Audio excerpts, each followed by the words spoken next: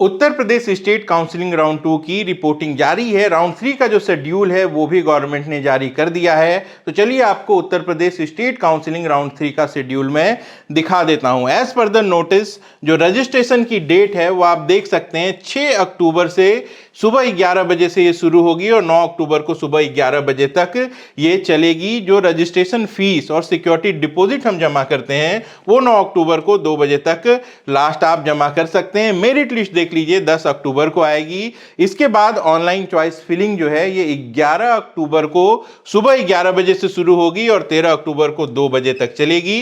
3 दिन का समय है, बट टाइमलाइन के हिसाब से 2 दिन का ही समय यहां पे आपको मिल रहा है। जो रिजल्ट है वो 15 अक्टूबर को आएगा और इसके बाद जो रिपोर्टिंग है वो 16 अक्टूबर से लेके 18 अक्टूबर तक चलेगी। इसके बाद 24 अक्टूबर को भी एक दिन रिपोर्टिंग के लिए डिसाइड किया गया है। उत्तर प्रदेश में राउंड 2 के बाद राउंड 3 में अपग्रेडेशन अलाउड होता है, लेकिन राउंड 3 जो है वो आपका फाइनल राउंड होगा।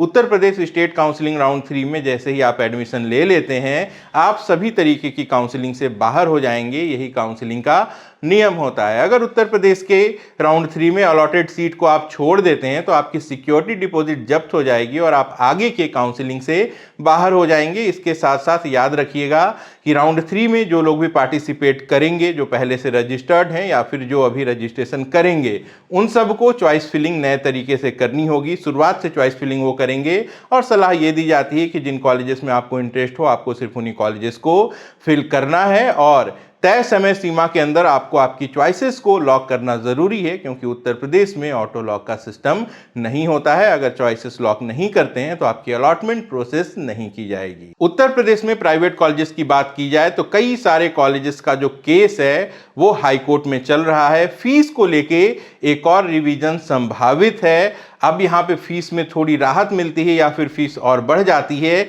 यह देखने वाली बात होगी। तो ऐसे में जो भी कैंडिडेट उत्तर प्रदेश के प्राइवेट कॉलेजेस के लिए प्लान कर रहे हैं उनको मैं ये गाइडेंस देना चाहता हूं कि अगर आप कम फीस देखकर अपनी प्लानिंग कर रहे हैं तो ऐसे सभी कॉलेजेस जिनकी फीस 2024 या फिर 2025 में नहीं बढ़ी है, आप मान के चलिए कि उनकी जो फीस है वो अप टू 20% भी बढ़ सकती है। अगर इसके बाद भी वो आपके बजट में होगा तभी आप उसको कंसीडर करेंगे, अदरवाइज आपको बेटर ऑप्शंस दूसरे स्टेट में देख लेने चाहिए। तो ये राउंड 3 का शेड्यूल था। इससे जुड़ी हुई जैसे ही कोई अपडेट आएगी मैं आपको बता दूंगा। आप अपना और अपनों का खूब ख्याल रखिएगा। मैं जल्द मिलता हूं। नमस्कार, जय हिंद।